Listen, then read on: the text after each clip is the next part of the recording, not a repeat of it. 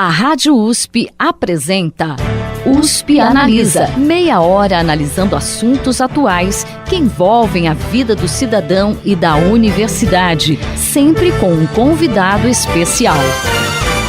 USP Analisa.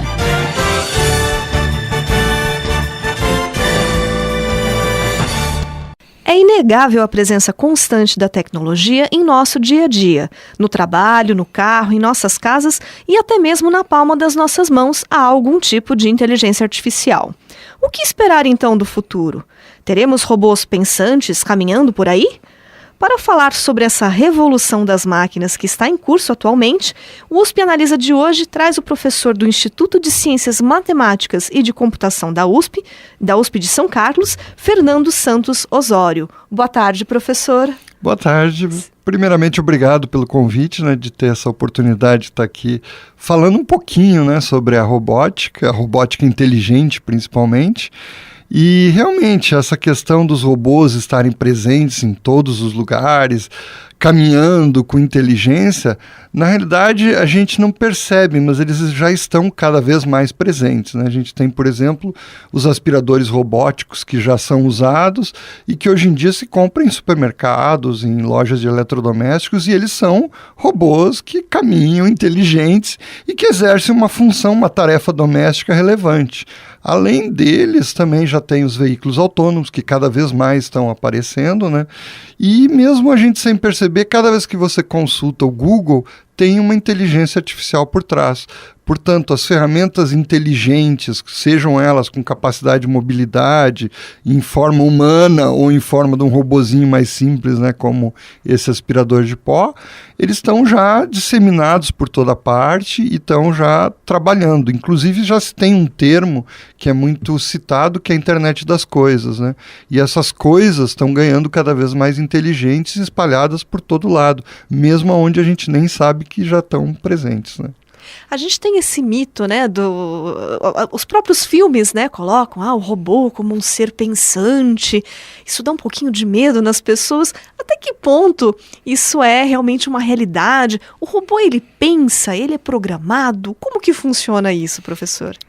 O conceito da inteligência é um conceito bastante amplo e complexo, e difícil de tentar resumir em poucas palavras, mas eu gostaria de usar a palavra inteligente. As máquinas são inteligentes, sim. Dirigir o carro é uma habilidade de inteligência, dirigir um avião no piloto automático também é uma capacidade que, inclusive, poucas pessoas têm essa capacidade. Então, a gente pode realmente dizer que as máquinas são inteligentes. A questão do pensar é um pouco mais difícil, porque a gente teria que conceituar o que é o pensamento. As máquinas têm programas que funcionam e que dão essa inteligência, dão a capacidade de tomada de decisão, de enxergar o mundo, inclusive através de dispositivos eletrônicos, da maneira das máquinas, obviamente não é da mesma maneira que a gente, mas elas têm essa capacidade que são as capacidades humanas. Um robô, ele é capaz de planejar que ele vai sair de uma sala e ir até um outro lugar, então ele planeja na sua cabeça, no seu cérebro eletrônico, esse caminho, essa atitude, o que ele tem que fazer, por onde ele tem que passar. Então isso é considerado uma atividade inteligente, seja para o ser humano ou mesmo até para um animal, Um cachorro que consegue achar o caminho de volta para casa, o robô também faz isso. Então, essa inteligência, ela existe. Agora, já o pensar, ele começa a ir um pouquinho para o lado da ficção. As pessoas pensam, elas começam a já jogar um pouco na imaginação. Imaginação é uma coisa que nós não temos ainda de uma forma clara num robô. E principalmente os robôs, eles ainda não têm sentimentos, eles ainda não têm emoções, que são coisas que estão associadas à consciência humana.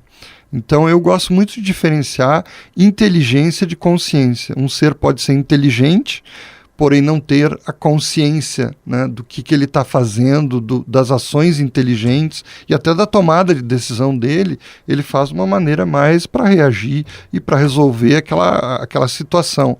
Mas o ser humano, esse sim, ele busca dar um sentido à sua vida, ter um sentido na vida, ter, né, conforto, ter saúde, condições econômicas favoráveis. Quer dizer, isso tudo são coisas que a consciência humana que traz, e ela traz outras coisas também, como a ganância, né, a disputa e outras coisas mais. Isso tudo está muito relacionado à personalidade e à consciência humana, coisa que os robôs ainda não demonstram de uma forma clara. Falando um pouquinho aí dessa diferença entre ser humano, entre robô, enfim, a Universidade de Oxford estima que nos próximos 25 anos, mais da metade dos postos de trabalho serão tomados por robôs. Até que ponto a substituição da mão de obra humana por robôs é benéfica e de que forma a gente tem que estar preparado para essa grande mudança que vem por aí? Se a gente fala que os robôs são inteligentes e fazem tarefas que mesmo para o ser humano é difícil de fazer, como pilotar um avião, isso significa que eles podem, de alguma forma, substituir uma pessoa em alguma atividade, né? Isso eu acho que é bastante claro, e existem vários estudos que demonstram que os robôs podem assumir algumas tarefas. Mas essas tarefas, de novo, elas requerem um certo tipo de habilidades que os robôs têm. Outras habilidades o ser humano ainda tem, né? Quer dizer, as artes, a criatividade, existem uma série de coisas que só os seres humanos têm, né? A gestão, inclusive, você ter estratégias, etc. Existem algumas iniciativas robóticas, né, de inteligência artificial, mas ainda está longe de atingir a capacidade que o ser humano tem de tomada de decisão e de gestão e de criatividade, porque envolve outros parâmetros que normalmente um robô não vai usar. Então, a questão do emprego, realmente, quando a gente fala, por exemplo, vamos usar o exemplo desse do piloto, né, o piloto de avião. O piloto de avião atualmente tem um assistente que é o piloto automático, né? É uma espécie de robô que assume o controle da aeronave. Apesar disso existir, isso simplificou a vida do piloto, mas não retirou ele da aeronave. Até hoje existe uma normativa que obriga que toda aeronave tenha um piloto e um copiloto para uma situação de emergência, porque é onde o ser humano tem uma maior capacidade, nem sempre com sucesso, mas ele tem mais capacidade de gerir situações mais complexas em que coloque em risco a aeronave e que ele sabe gerenciar também até o valor da vida humana das pessoas que ele está carregando, né? Então, essa questão do desemprego, a gente pode levar isso também para outros exemplos, né? Os veículos. Houve toda uma discussão forte da automação e do uso do Uber. Uber é uma ferramenta inteligente, ele não dirige o carro ainda, mas é uma ferramenta inteligente. A pergunta é, ele causou desemprego? Muito pelo contrário, tem muita gente... Muito pelo contrário, né, que tá usando exatamente, perfeito, é essa a ideia. O Uber, ele fez com que um número enorme de outras pessoas que não podiam dirigir um táxi, por questões de sindicato, de restrição ou de normas, né, passaram a dirigir. Isso barateou as corridas, fez com que as pessoas usassem mais, facilitou de certa forma, porque o Uber ele já calcula o preço, ele já faz todos os ajustes, né? Assim, você sabe o trajeto, você sabe quem vem, aumenta a segurança, tem uma série de elementos interessantes nessa proposta de um serviço de táxi. Então, ele não causou desemprego, ele causou progresso, ele otimizou, ele melhorou, ele tornou mais eficiente o sistema. E eu diria que toda aplicação da robótica e dos sistemas inteligentes vai nessa direção. Eles buscam otimizar e melhorar. Então, um veículo inteligente ele pode causar algum tipo de troca, substituição humana? Sim. Um caminhão autônomo ele pode ser pilotado de forma autônoma sem o motorista. Porém, vai ter o copiloto, vai ter alguém que vai estar lá, alguém que interfere em certos momentos mais críticos, ou seja, desemprego em si não causou e a indústria toda ganha. A indústria da fabricação dos caminhões, dos componentes, do estudo da IA, ou seja, existe todo um ganho, né, de desenvolvimento de novas oportunidades, né? Então, eu acho que eu particularmente e a comunidade do pessoal que trabalha na robótica acredita plenamente que a robótica é um gerador de empregos, né? O senhor comentou aí a respeito dos veículos autônomos, né?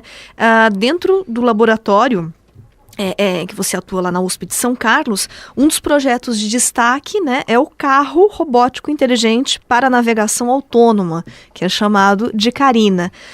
Como que estão essas pesquisas na área de veículos autônomos atualmente? A gente sabe que tem bastante coisa sendo desenvolvida, mas assim, quando que a gente vai conseguir ver esses veículos na rua? Isso é uma realidade ainda muito distante ou a gente já está perto disso? Olha, eu diria que a gente está perto, até pelo volume de dinheiro investido, né? E por que se investe, né? Nós tivemos uma crise na indústria automotiva americana, GM, Ford, várias companhias estiveram à beira da falência. E os veículos inteligentes e autônomos estão entrando com uma força muito grande, prometendo justamente reverter esse cenário, né? Então, eles certamente vão em breve estar nas ruas, até pelo volume investido. E se a gente for olhar, né, um exemplo, né, nós aqui no Brasil, que não temos tantos meios para investir valores tão elevados, né, na pesquisa nessa área, dentro da nossa universidade, na USP em São Carlos, a gente já produziu vários veículos que andam sem motorista.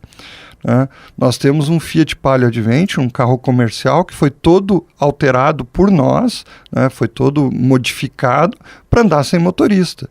E ele é capaz, então, de andar nas ruas, já andou nas ruas de São Carlos, inclusive a gente, até onde a gente saiba, foi a primeira vez no país em que um veículo andou nas ruas de uma cidade misturado ao trânsito, né?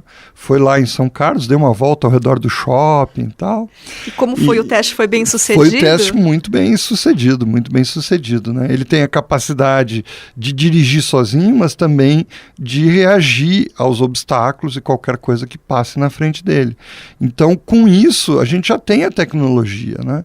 Depois nós fizemos outros trabalhos também com um caminhão autônomo, numa parceria entre a USP e a Scania. E foi o primeiro caminhão autônomo da América Latina a andar, também funcionou perfeitamente e tem sido, né, um exemplo muito grande em termos de interação entre a universidade, a empresa e como resultado que a gente pode colocar, principalmente em rodovias que são o trânsito é um pouquinho mais bem comportado do que o trânsito urbano, né? A gente, assim, eu particularmente, eu acredito que primeiro vai se ver muitos veículos autônomos em ambientes mais restritos. Seja uma rodovia, porque a rodovia o trânsito é mais organizado, ou principalmente em fazendas, em empresas mineradoras, né, em lugares onde você tem um ambiente um pouco mais bem controlado e estruturado, que não tem essa coisa de Brasil com pedestres atravessando fora da faixa, carros cruzando para tudo que é lado. Isso é um pouco mais complicado, né? Então, a ideia é justamente que a gente vá ter muito em breve nessas áreas. E um exemplo que a gente teve também nos nossos trabalhos, nós fizemos uma parceria com uma empresa da área agrícola e desenvolvemos a parte de detecção de obstáculos, né, a parte inteligente de um pulverizador. Mas o trabalho dessa empresa, esse pulverizador conseguiu ser autônomo, ou seja, ele anda no meio da plantação, né, e consegue detectar se tem uma pessoa, outro trator, alguém pela frente. Qual é a vantagem disso? É que a pessoa não precisa estar sentada conduzindo um trator e respirando aquele ar que está cheio de defensivos agrícolas agrotóxicos, né? Ou seja, substâncias que são nocivas ao ser humano, principalmente na concentração de quem está passando, né, com o pulverizador de pesticidas. Então, esse tipo de coisa tende a realmente entrar muito em breve como uma solução normal. Nas ruas da cidade talvez demore um pouquinho mais. A máquina é uma forma de repente, substituir esse tipo de trabalho insalubre, como o senhor comentou na própria mineradora, enfim, seria uma opção? Certamente. Nós, inclusive, chegamos a fazer uma visita a uma mina subterrânea e o dono da empresa, ele praticamente assim, vinha implorando soluções para tirar ao máximo possível as pessoas de debaixo da terra, porque o risco é muito grande, né? Realmente, assim, por mais que você tenha todos os cuidados de segurança, é um ambiente nocivo. Você está debaixo da terra, não é assim, para respirar não é o melhor lugar, né, do mundo. Acidentes podem acontecer porque é tudo estreito e tem movimento de cargas pesadas. Então, eles gostariam que, se fosse possível, né, tirasse na hora. Você pode botar veículos operados remotamente ou totalmente inteligentes e autônomos, mas é uma ideia e existem várias iniciativas ao redor do mundo que estão buscando esse tipo de solução, né? Ou também na área agrícola, nessa área de pulverização. Por quê? Porque são coisas que vão dar um ganho do ponto de vista de qualidade de vida, do ponto de vista social, né? Tem um interesse de melhorar a vida das pessoas. É claro que vai causar uma relocação dessas pessoas, mas quem vai decidir se é desemprego ou relocação é o patrão, né? Então tem que ser feito com uma certa consciência, né? Não que a robótica ela não é a causadora principal do desemprego, mas a ganância de algum empresário pode sim ser a causadora, né? Tá certo, professor. Continuando ainda nessa temática de a gente substituir, né, o trabalho humano por máquinas, em alguns lugares do mundo, a inteligência artificial está substituindo até mesmo os relacionamentos interpessoais. É comum algumas empresas utilizarem bots no atendimento a clientes, lembrando que esses bots são programas de computador feitos para automatizar procedimentos geralmente repetitivos, né? No Japão isso foi além, a gente já encontra homens que preferem namoradas virtuais, ou seja, um aplicativo de celular a relacionamentos reais. Estamos aí realmente caminhando para uma substituição do real pelo virtual até nos relacionamentos? Infelizmente, sim. Nesse caso, é um exemplo típico porque você vai se relacionar com uma máquina que é inteligente e que sabe lhe agradar. Então, nunca vai ter uma disputa, uma coisa normal no relacionamento. Você vai ter algum desacordo que você tem que buscar justamente, né, um equilíbrio numa relação. E isso na máquina não tem. Então, é óbvio que para algumas pessoas é muito mais fácil se relacionar com uma máquina, com um bot virtual, do que com uma pessoa real que vai contestar, que vai reclamar, que vai ter seus defeitos, né? E então isso acontece. Agora, se a gente for dar uma olhada no mundo já atual, as pessoas estão se relacionando mais com o seu celular do que com outras pessoas. Talvez, inclusive, pela mesma razão, porque o celular, eu não gostei, eu desligo. É alguém que discorda das minhas ideias, eu vou lá e tiro da minha rede social, né? Então você pode facilmente se cercar apenas daquilo que lhe agrada. E o celular, ele propicia isso. Você está deslocado lá naquele momento, assim, meio tímido, numa festa, é mais fácil olhar o celular e jogar um joguinho do que você encarar, né? E interagir ter um adolescente ter coragem de encarar a realidade, de iniciar uma relação, de iniciar uma conversa. Então, eu acho que esse tipo de característica, que é uma característica humana, né? Algumas vezes a insegurança, a necessidade de ser aprovado, né? De ser aceito, e a máquina ela faz isso de uma maneira muito direta, que não é sempre positivo, né? Porque se todo mundo só aplaude você, não discute, não discorda e só faz o que você gosta, né? Vai terminar que nós vamos ter muita gente mimada por aí demais, e isso não é bom para a sociedade. Então, quer dizer, esse é um aspecto um pouquinho negativo, né, da interação homem-máquina. O que a gente faz para resolver isso, professor? Sem dúvida, sem dúvida. O que se busca é sempre criar uma inteligência artificial que incorpore componentes, né, justamente de discussão, de que possam trazer um pouco mais para a realidade, né? Por enquanto, a gente ainda está engateando nesse tipo, né, de mecanismos e de máquinas, esses agentes virtuais de conversação.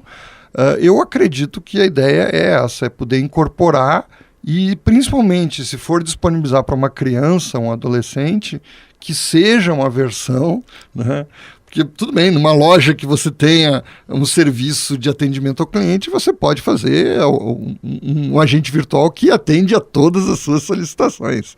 Mas, no caso educativo, a gente precisa preparar para o mundo real. E nesses casos não é difícil, né? Não é uma coisa complicada demais de se fazer uma inteligência artificial que incorpore também esses aspectos, né?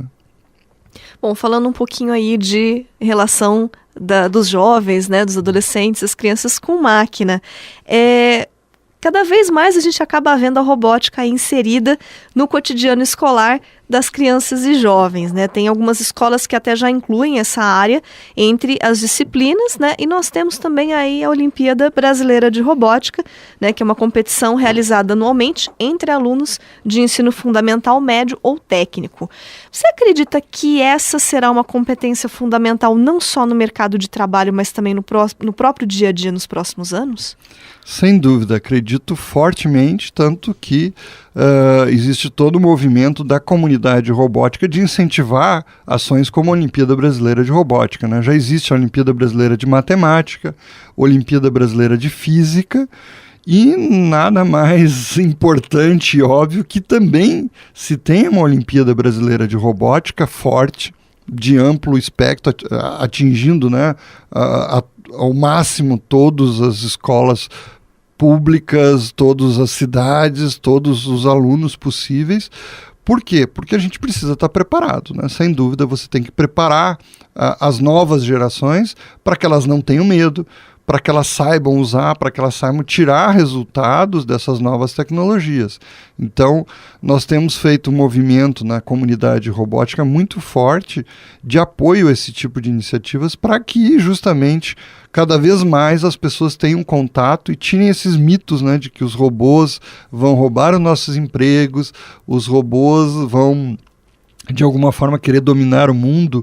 Isso tudo são coisas que vêm um pouco da ficção científica, né? A ficção, como diz o nome, né, ela cria uma realidade inexistente e muitas vezes, para poder vender a ficção científica, você precisa invasão de extraterrestres, uma revolta zumbi que vem atacar a Terra, doenças, né, baseadas em alterações da biotecnologia. Isso tudo é o que a ficção vende. Por quê? Porque ela causa impacto, causa medo, causa apreensão nas pessoas e vende como ficção, como uma novela, como uma história, né? E os robôs estão no meio disso. Só que eu acho que é importante sempre, né, e é isso que a gente procura fazer, inclusive em conversas como essa, né, de desmistificar, para separar o que é ficção e o que é realidade. Isso é essencial, né? Saber até que ponto realmente as máquinas podem apresentar algum perigo, né, ou não. E aí, nesse caso, desmistificar, fazendo com que as pessoas tenham maior contato, conheçam, saibam operar, saibam manipular melhor as máquinas.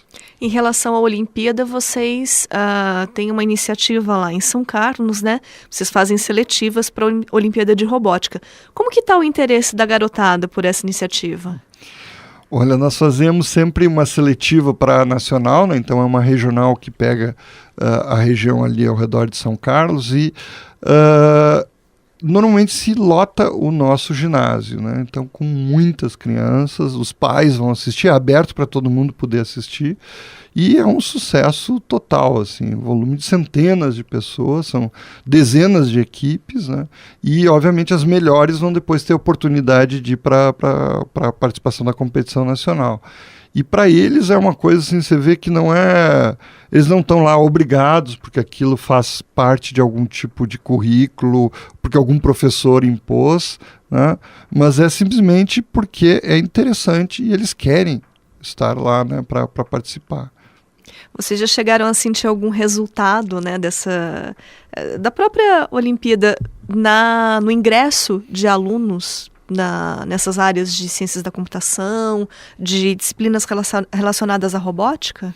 Certamente. Muitas vezes a gente vê alunos que vêm conversar com a gente, né, como professores lá na universidade, dizendo, olha, aquela vez que eu participei, que eu fui no congresso, que eu participei de uma Olimpíada, aquilo lá mudou a minha vida, né? Porque direcionou ele para uma área, obviamente as crianças ainda não conhecem tão bem, né, a área da robótica, e pelo contato que tiveram, elas começaram a descobrir que, afinal, a matemática, a física e a robótica são bonitas, lindas de se ver e de se trabalhar, e que, apesar de serem áreas que têm, obviamente, necessidade de um estudo, elas podem trazer coisas fantásticas, né? E inclusive muitas vezes a robótica ela dá significado ao aprendizado. Quando você pega a física e a matemática, aquelas fórmulas que antes não faziam sentido, quando você está aplicando fisicamente, concretamente sobre objetos, sobre o mundo real, as fórmulas elas ganham sentido, e muitos alunos assim descobrem que na verdade o que eles não gostavam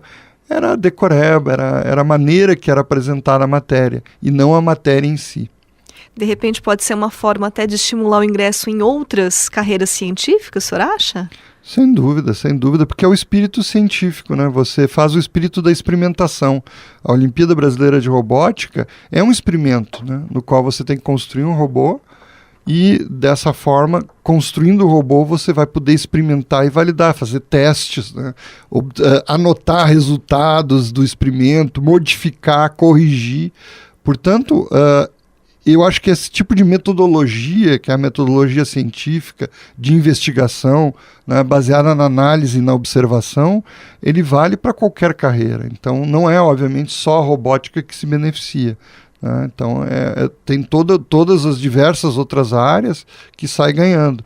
Inclusive, até a gente fala muito no chamado pensamento computacional, né, computational thinking, que é necessário para fazer as Olimpíadas, né, porque você programa os robôs, e cada vez mais se quer colocar nas escolas esse pensamento computacional, porque é uma lógica, é o raciocínio lógico.